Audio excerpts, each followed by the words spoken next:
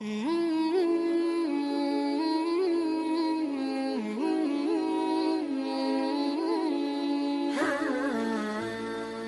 اسرائیل میں ایک صدیق اول درجے کا ولی تھا جو عبادت میں منفرد مقام رکھتا تھا۔ یہ ایک عرصے تک اپنی خانقاہ میں عبادت کرتا رہا۔ اس کے پاس روزانہ صبح و شام بادشاہ وقت حاضری دیتا تھا اور اس سے پوچھا کرتا تھا کہ آپ کی کوئی ضرورت ہے، تو وہ جواب دیتا، اللہ میری ضرورت کو خوب جانتا ہے۔ اللہ تعالیٰ نے اس عابد کی خانقاہ پر انگوروں کی ایک بیل اگا دی تھی جو ہر روز ایک انگور اگاتی۔ جب اس عابد کو پیاس لگتی تو وہ اپنا ہاتھ آگے بڑھاتا تو پانی ابل پڑتا تھا۔ یہ اس پانی کو پی کر اپنی پیاس بجھا لیتا تھا۔ اسی طرح ایک طویل عرصہ گزر گیا۔ ایک مرتبہ اس عابد کے پاس مغرب کے وقت ایک عورت گزری جو نہایت حسین و جمیل تھی۔ اس عورت نے پکار کر کہا، اے اللہ کے بندے! تو اس بزرگ عابد نے کہا، لبیک۔ یہ سن کر وہ عورت کہنے لگی، کیا تمہیں تمہارا رب دیکھ رہا ہے؟ اس نے فرمایا کہ وہ اللہ ایک ہے، حی و قیوم ہے، دلوں کے اسرار سے واقف ہے، اور جو قبروں میں ہیں ان کو اٹھانے والا ہے۔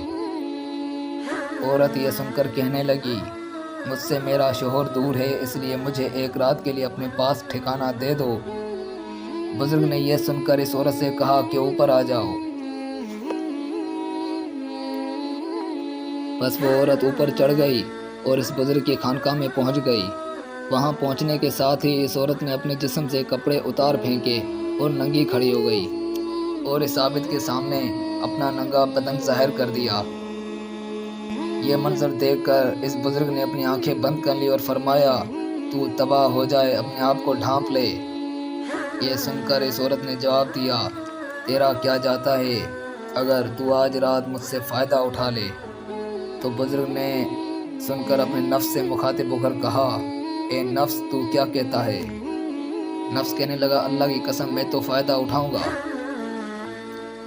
یہ سن کر بزرگ نفس سے مخاطب ہو کر کہنے لگا، تو تباہ ہو جائے، کیا تو گندک کے دوزخ کے کپڑے مانگتا ہے، آگ کے پاٹ مانگتا ہے، میری عرصے کی عبادت ضائع کرنا چاہتا ہے؟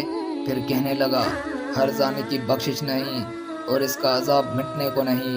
میں ڈرتا ہوں کہ اللہ تعالیٰ تجھ پر ایسا ناراض ہو کہ پھر کبھی راضی نہ ہو۔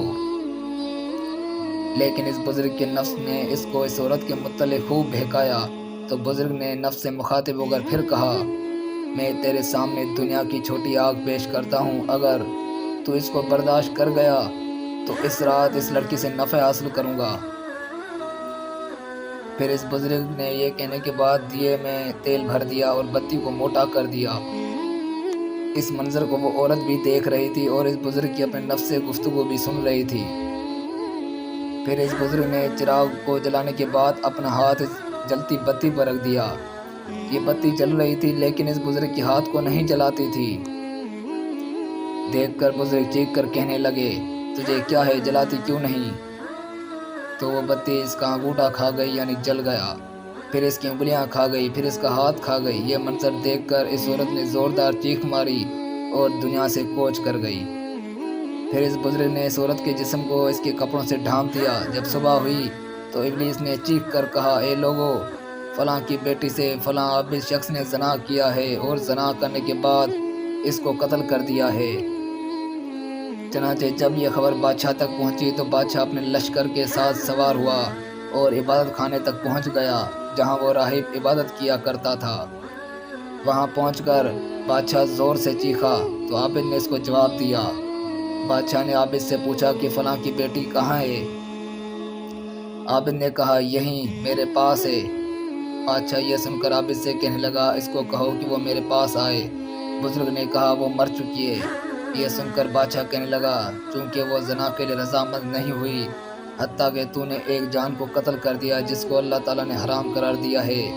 پھر بادشاہ غضبناک ہو کر اس عبادت خانے کو گرانے کے لیے حکم دے دیا اور عابد کی گردن میں زنجیر ڈال دی اور اسے گھسیٹنے لگا اور عورت کی لاش کو وہاں سے اٹھا دیا گیا اور اس کی عبادت خانے کو گرا دیا گیا۔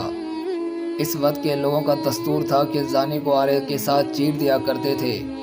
عابد کا ہاتھ جو رات کے واقعے میں جل گیا تھا، اسے عابد نے آستین میں چھپا دیا تھا اور وہ عابد واقعے کی حقیقت کسی کو نہیں بتا رہا تھا۔ چنانچہ آرے کو عابد کے سر پر رکھا اور جلادوں کو حکم دیا کہ آرا چلا دو۔ چنانچہ حکم ملتے ہی جلادوں نے تعمیل کی اور آرا چلا دیا۔ جب آرا عابد کے دماغ تک پہنچا تو اس کی آہ نکل گئی۔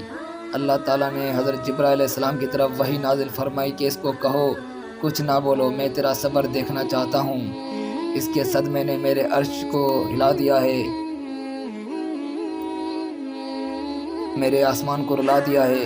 مجھے میرے غلبے اور جلال کی قسم، اگر اس عابد نے دوسری مرتبہ آواز نکالی تو میں آسمان کو زمین پر گرا دوں گا۔ چنانچہ اس عابد نے دوسری مرتبہ آہ نہیں نکالی اور نہ کوئی بات بتائی، حتیٰ کہ اس حالت میں اس کا انتقال ہو گیا۔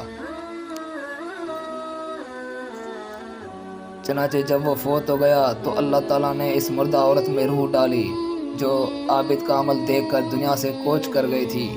تو عورت نے لوگوں سے مخاطب ہو کر کہا، اللہ کی قسم یہ مظلوم ہو کر فوت ہوا ہے، اس نے زنا نہیں کیا تھا اور میں ابھی تک کنواری ہوں۔ اس کے بعد اس عورت نے گزشتہ رات کا سارا واقعہ لوگوں کے سامنے نقل کیا۔ تو یہ سن کر جب لوگوں نے اس کا ہاتھ نکالا تو جیسا لڑکی نے بتایا تھا ویسا ہی جلا ہوا تھا۔ یہ دیکھ کر لوگ کہنے لگے کہ اگر ہمیں علم ہوتا کہ اصل حقیقت کیا ہے تو ہم کبھی بھی اس کے جسم کو نہ چیرتے۔ عابد 2 ٹکڑوں میں زمین پر گرا پڑا اور لڑکی بھی جیسے پہلے مردہ تھی ویسے ہی ہو گئی۔